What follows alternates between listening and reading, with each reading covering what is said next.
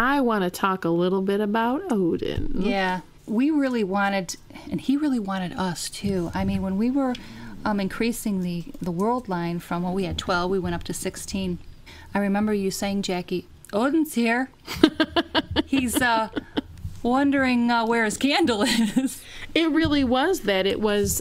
I remember the look on your face too. It was pretty funny. Like you've been told. I had been told, and Odin is very powerful, and Odin his energy has remained powerful. His energy has remained active in the world through the Hanged Man Tarot card. Yeah, well, see, he's the All-Father, and he's not going to let a simple thing like cultural changes and new generations coming to dismiss him. He is not dismissed. And he's considered the original Santa Claus.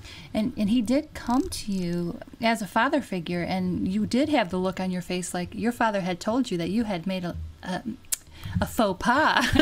You overlooked something very, very important. That I needed to correct. Because we have the Isis, the mother, the creation of all mothers. We had to have Odin.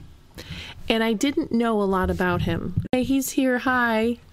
And then I had to learn about him. He had to teach me. And as we all know, you can look in any number of sources and get lots of misinformation. And he pointed out to me the different things that he wanted to communicate out to the world.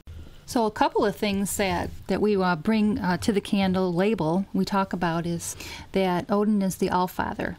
And he is seen as the highest, most powerful, and wisest of all gods.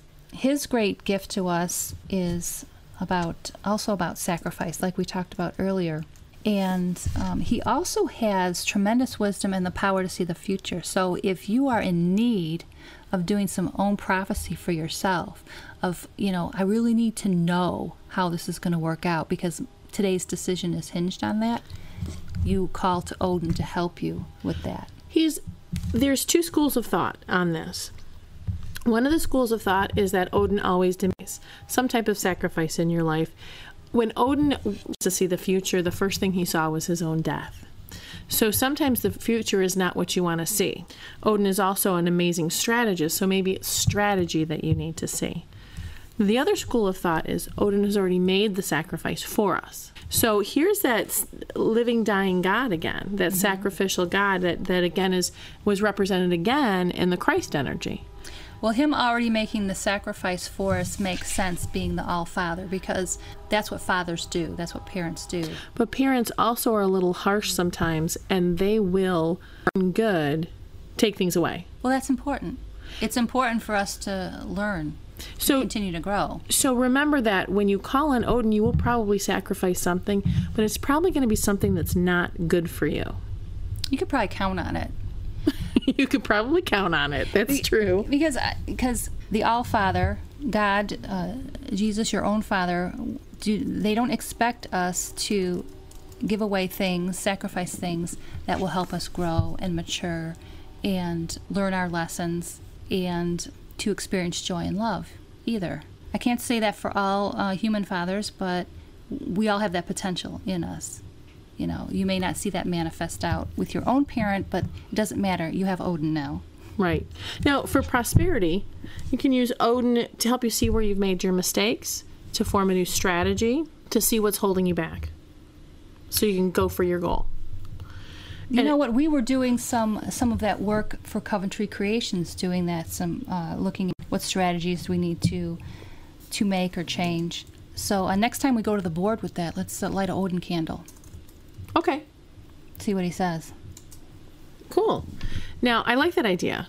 We're going to do that for sure. And you know what? I'll sacrifice all of our unpaid bills to him. Now, for love, truth, temperance, courage are all part of Odin's magic. And those things will incite a passion for life. So, really, Odin is about fighting for what you love. This is more global love then. It's not really as personal as a romantic love. Although sometimes, in the romance novels, they talk about fighting for who you love. Well, that's true. That's not very realistic, but there is that aspect to a relationship when you are in love with someone and it feels like this is the right person to be with. We do make sacrifices. we do sometimes give up things that we wouldn't normally give up for. We wouldn't have given up for anyone else. Well, sometimes you need to fight for love when you're already in the relationship. When you need to fight for the relationship, when you need Especially to say, when you screw up. Yeah, or when they screw up, and I don't want this to go away. I want us to work through this. Mm-hmm. So that would be a really good time to call upon Odin to help with the relationship when you're having those kinds of challenges. And for healing, Odin met all of the warriors in Valhalla. He met the warriors that died in battle, and he rejuvenated them. And so, didn't they stay ghosts in Valhalla? That was like their afterlife? Yeah, they got to party. They weren't ghosts at that point. They were just living the life of luxury and food and play fighting and all that other stuff. But what happens is that when you go in front of Odin, your sacrifice is those inner demons. So you're going to sacrifice some of those inner demons to Odin. That's a totally win-win situation.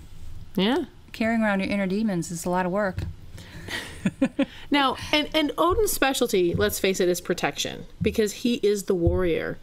And with any warrior god that you call on, you give them your battles. You are not even close to their skill level of fighting them, and that's why you bring them into your life, is you just give your battles to them.